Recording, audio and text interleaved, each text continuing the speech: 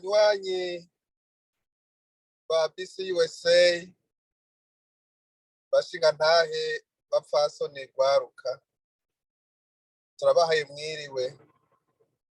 Uyu abateye akamo ni Kabura Roger, perezida wa komisiyo ijejwe amatora muri BCUSA.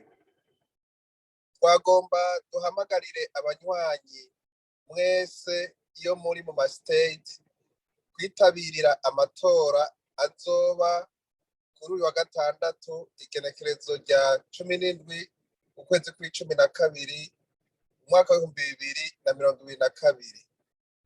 Turateye akamo abanywanyi bose ko bokwitaba ayo matora bakitorera indongozi zizobarongora ku rwego rwa federo. Twongeye gutera akamo n'abarongoye intara ko guhera uno musi botangura gusigurira abanywanyi bo mu ntara vyerekeye ikarata y'itora, bagasobanurira abanywanyi babereka ukuntu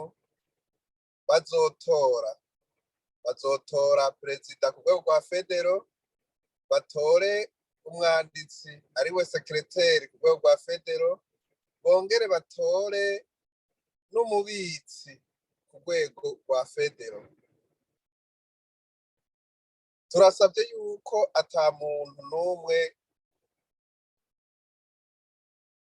yokwirengagiza aya matora kuko ni ingirakamaro kugira ngo muzotwagwe n'abo mwitoreye. Tukaba tubashimiye ukuntu muzokwitabira amatora muri benshi.